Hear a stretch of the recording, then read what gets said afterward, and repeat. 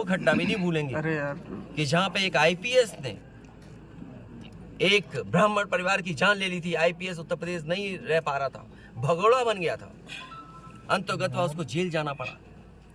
तो बीजेपी के लोगों से मेरी यही सलाह है, बहुत छोटे लोग हैं, किसी के दुख में चश्मा लगा करके तुम दुख प्रकट करना चाहते हो, इससे ज्यादा घटिया काम राजनीति में कोई नहीं कर सकता। ये वो लोग हैं जो घटना में राजनीतिक लाभ लेना चाहते हैं।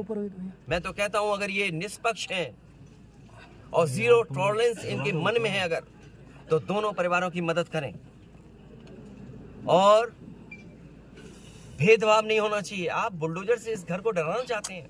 मैं आपसे कह रहा हूँ, आप पत्रकार साथी नहीं, कोई ये परिवार अगर पढ़ेगा लिखेगा, जो पढ़ाई करना चाहेगा, जो मदद करेगा, मैं करूंगा मदद। यूपी में इस परिवार की हम मदद करेंगे और मैं सरकार से कहूंगा कि अगर वो सरकार मदद करती है तो दोनों परिवार की मदद करें। सर, जो इंडिया गठबंधन में मध्य प्रदेश में समाजवादी कांग्रेस और सरकार की तरफ से ये कहा जा रहा है कि न्याय हो रहा है, मगर यहाँ साफ साफ दिख रहा है जातिवाद हो रहा है। इसको किस तरीके से देखते हैं? सबका विकास, इसीलिए मैंने कहा, देखिए योगी की सबसे बड़ी परिभाषा यही है, जो दूसरे का दुख अपना दुख समझे। मुख्यमंत्री जी को किसी के साथ भेदभाव नहीं करना चाहिए अगर वो मुख्यमंत्री उत्तर प्रदेश के हैं, और किसी भी घटना से राजनीतिक लाभ नहीं लेना चाहिए। अगर इस सरकार ने न्याय दिया होता, न्याय पहले दिन से देना शुरू किया होता, तो शायद हम लोगों पे भी दबाव नहीं बनता कि हम आते हो घर परिवार के लोगों से मिलते आकर। सर, कांग्रेस के लोग कह रहे हैं कि आप बीजेपी को फायदा पहुंचाना चाहते हैं मध्य प्रदेश में। देखिए सुनिए, ये बात भी कांग्रेस के मुंह से अच्छी नहीं लगती। सर, यूपी में बदला लेंगे उसका? नहीं, बदला बदली बात बंद करो। देखिए, ये विषय इसलिए मैं नहीं उठाना चाहता हूँ कि ये हमारे लिए देवरिया कांड बड़ा विषय है और न्याय में संतुलन हो, न्याय में संतुलन हो, ये सरकार की जिम्मेदारी है। देवरिया कांड मैंने पहले से कहा, ये समाज के लिए और मनोविज्ञान के लिए ये बड़ी चीज़ है कि आप समझें कि अगर एक परिवार के साथ घटना होती है तो दूसरे परिवार का मनोविज्ञान क्या होता होगा। और ये डीएम ने खुद कहा कि ये रिटेलिएशन में घटना हुई है, और फिर शासन प्रशासन के लिए और न्याय के लिए ये बड़ी जिम्मेदारी है।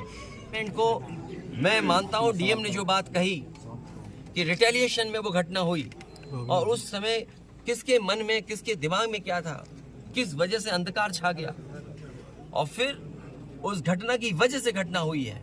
और घटना वो भी गलत है, घटना ये भी गलत है।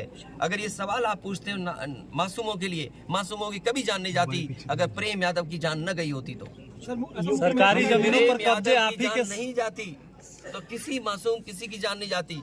आखिरकार सरकार क्यों इस बात को छिपाना चाहती है कि प्रेम यादव को बुला करके मारा, और किसने मारा, धारदार से कैसे मारा। और यही नहीं, आप बताइए सुल्तानपुर में क्या एक ब्राह्मण डॉक्टर को ड्रिल से नहीं मार दिया? ड्रिल से क्या ड्रिल से नहीं मारा? क्या उनके परिवार के बच्चों को आपने गले लगाया? क्या उनके परिवार के सदस्य अस्पताल मिलने गए? क्या आपने सोशल मीडिया के लिए वो तस्वीरें खिंचवाई कि उनसे गले मिलते हुए तस्वीर खिंचा लें? मैं जानता हूँ दुख किसी के जाने का, किसी के खोने का। आज हम जरूर इस परिवार के साथ हैं या और लोग हैं, लेकिन जब वो अकेले बैठेंगे, कभी याद आएगी उनके परिवार के सदस्य की, तो उन पर क्या गुजरेगी सोचिए आप। रखते हैं, कानून को समझते हैं, क्योंकि इतना अनुभव आपको हो गया है घटनाओं को देखते हुए और अधिकारियों से बात करते हुए, आप समझते होंगे। सोचिए, परिवार एफआईआर नहीं लिखा पा रहा है, क्या उसकी पत्नी की एफआईआर नहीं लिखनी चाहिए थी? और सो मोटो लेकर के स्वयं सरकार को या निष्पक्ष होकर के क्या पहली घटना पे एफआईआर नहीं दर्ज होनी थी? आपने जो प्रेम यादव की जान गई उस पर एफआईआर किससे दर्ज कराई? सुनने में आ रहा है कि आपने जानबूझ करके डरा के, धमका के और खाली पन्ने पे दस्तखत करा करके आपने एफआईआर लिखी है, और एफआईआर ऐसी लिखी है कि वो एफआईआर टिक ही नहीं सकती। क्या मामूली बात है? आज तक पता नहीं है कि घटना कैसे हुई। पहली, प्रेम यादव को किसने बुलाया, प्रेम यादव वहाँ कैसे पहुँच गए मोटरसाइकिल से? उन्होंने कभी जमीन ली, उनका भाई बेच रहा है। अब परिवार की बातें क्या मैं बोलूंगा जो मैं जानता हूँ, या आप जो जानते हैं, जो आप जानते हैं। विवाद आपके ही शासनकाल से चला आ रहा है। अगर जमीन बेच रहा है, मुख्यमंत्री जी, एक भाई ने बेच दी जमीन, इन बातों को मैं कहूँ कि वो परिवार अपने भाइयों के साथ कैसा व्यवहार करता था, ये बातें मैं कहूँगा क्या? ये सब आप जानते हो। इसलिए मैं आपसे भी उम्मीद करता हूँ लोकतंत्र तभी मजबूत होगा जब न्याय मिलेगा, और न्याय की भावना होती सरकार की तो खेतों में इतना कार्यकर्ता नेता नहीं दिखाई देता।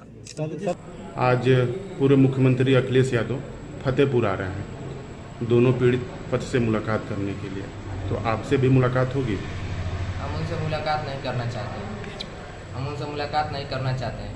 हमारे 2014 में उन्हीं की सरकार में, सपा की सरकार में ही हमारे चाचा जी के मंदबुद्धि थे, बाला फुसला करके बिना पैसे के बैनामा करा लिया गया, और सपा की सरकार में ही 4-4 राइफल निकलवा लिया गया था, और सपा की सरकार में बंदूक के नोक पर ही उन्होंने हमारा घर बनवाने जा रहे थे, हमारे घर को भी रोक दिया, क्योंकि जब तक बंटवारा नहीं हो जाएगा तब तक हम घर बनवाने नहीं देंगे। हमारा खेत हरदम कब्जा करा करके हरदम कटवाता अपना रखता था, गोली सटा करके, हथियार सटवा करके हमारे पूरे परिवार को पीड़ित थे हम लोग थे, और इन स्कूल के ज़मीन में, वन विभाग के ज़मीन में अपना महल खड़ा कर दिया था। अच्छा, तो आप उनसे मिलना नहीं चाहते? नहीं, हम मिलना नहीं चाहते हैं, क्योंकि देखिए उनसे मिलना भी हमारा उचित नहीं है। हम उनसे मिलना ही नहीं चाहते, क्योंकि हमारा जान माल का भी हम खतरा है।